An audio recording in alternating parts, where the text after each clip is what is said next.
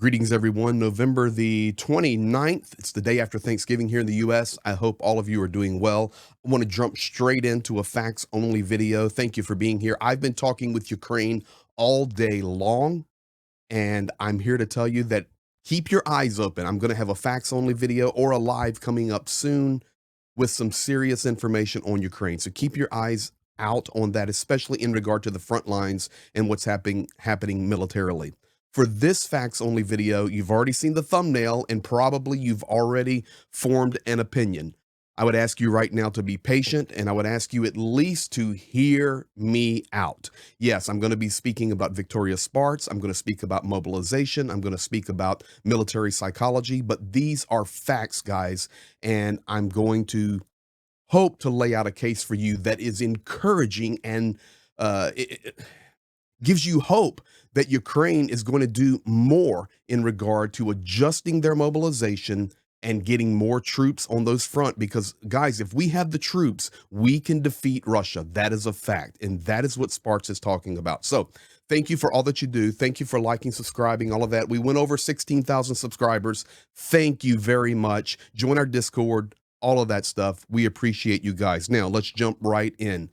Guys, please hear me out. Let me lay this case out for you for the next 4, 5, 6 minutes. I personally know Victoria Sparts.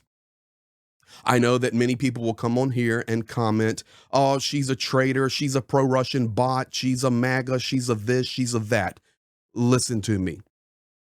I know her personally. There I am in the state building capitol in the Washington, D.C., the headquarters of the United States, in personal meetings with Victoria Sparts. I know where she stands. I know what she supports. I know that the powerful work that she does for Ukraine behind the scenes. You may say, well, she voted against that. She voted against that. You need to disregard that because this lady understands Ukraine. She is a Ukrainian American. She is the representative of the 5th District out of Indiana, and she understands Russia.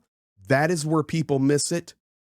And I hope you haven't turned this video off yet. If you haven't, stick through. You're going to really, I think, gain something from this. She understands Russia. She understands propaganda. She understands Vladimir Putin. She understands Ukrainian politics and American politics. She is pro-Ukraine. She is pro-victory. She is pro all things that are right for Ukraine, and 1,000,000% anti-Russia, anti-Vladimir Putin, and the list goes on. She says things directly because that is her personality and that is her culture coming out of Ukraine. She's very direct, but she's spot on here, guys.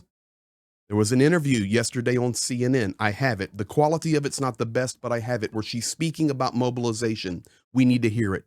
Number 1, 2, 3, and 4, they're listed, are some of the thoughts and reasonings behind why she says what she says. And I want to share this first, and then I will play the video clip. So actually, let's do it different. Here's the video clip. Don't bounce out on me, please.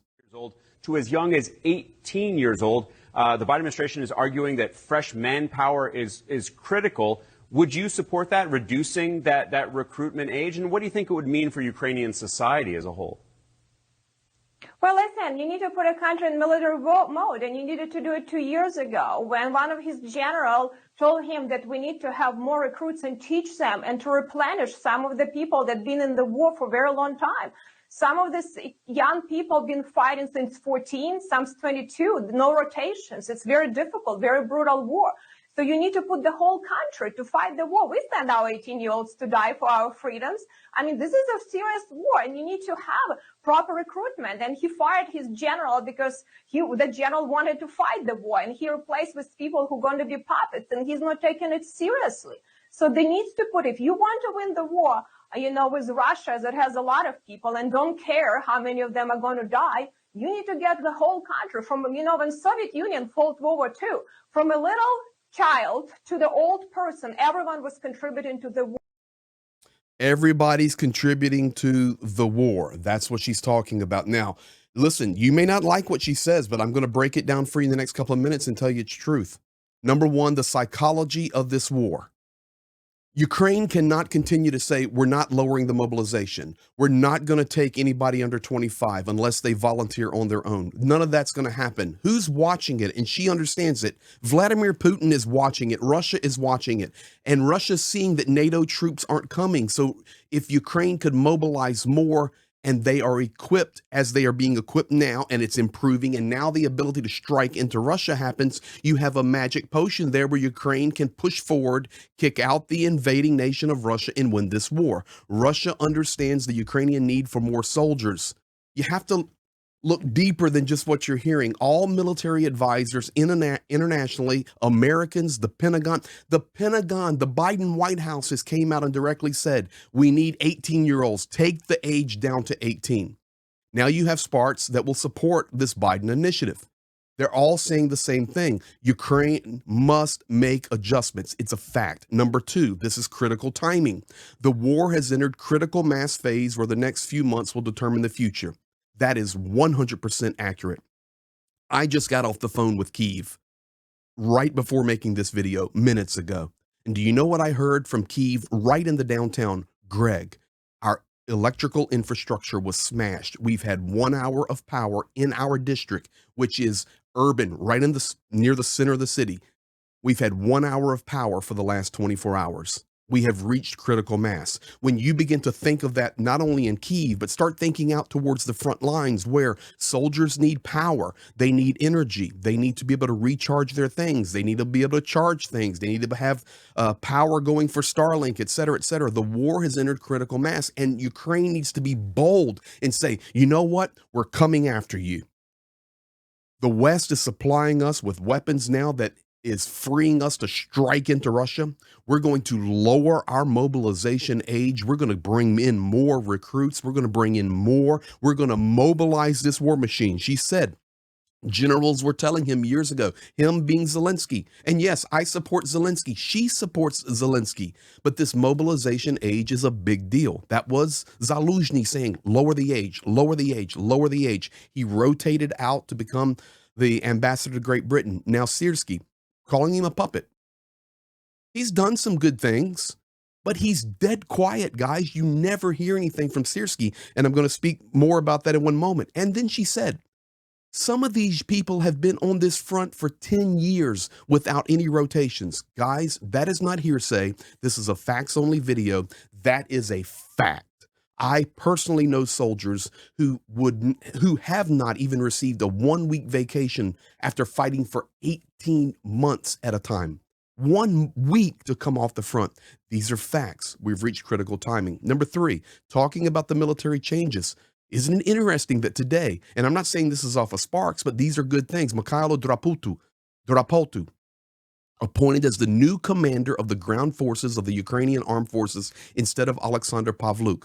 First of all, this is not Syrskyi. Syrskyi is the supreme commander, but Pavluk was the commander general of the ground forces. He is out. In now, Mikhail Drapultu. And you may say, well, I don't know who Drapultu is. Drapultu is, if you remember early in the war, when Mariupol was being fought for, there was a armored personnel carrier that flew through a checkpoint, military checkpoint, bounced across, waving the Ukrainian flag. The driver of that vehicle was Mikhail Drapultu. He is now the commander of the ground forces of the Ukrainian army. Changes are being made. That is positive. And then fourthly, frustration. This makes the proper statement. Already a movement is happening. I can tell you, even coming out in the news today, Ukraine talking about we need to adjust for 2025, where everybody that is above 18 receives basic military training. Everybody. So no, that's not a mobilization. But guys, we're seeing some adjustments. Why are these so important? Because Ukraine needs it. Ukraine needs soldiers. Ukraine needs to show the world that is supplying them and needs to supply them better. Hey, we're going to do our part. We're going to lower that mobilization age. We're going to supply the soldiers. You supply us the weapons and we're going after them. And Russia needs to see it, that Ukraine is not backing down, that Ukraine is not holding the line saying, hey, we're, 25 and above, 27 and above, 60, 55, 50, 45. That's good enough. No. We need to crank up, as Victoria Sparks says, the entire war machine. It should have already been done. It is happening now, but we need to put the hammer down, because I believe the next couple of months, and many prognosticators out there who have understanding of Ukraine, who have understanding of military inside Ukraine and outside of Ukraine, are saying these next few months, and it has nothing to do with Donald Trump, guys.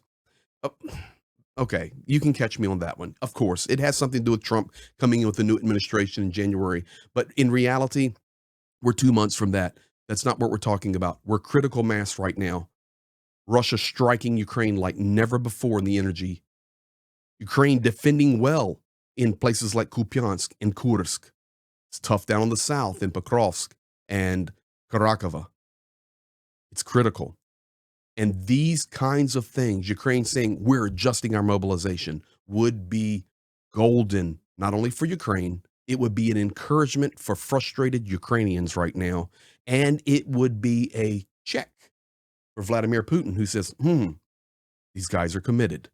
These guys are committed. And that is what not only Russia needs to see, but the world needs to see as we support Ukraine for their fight and their freedom.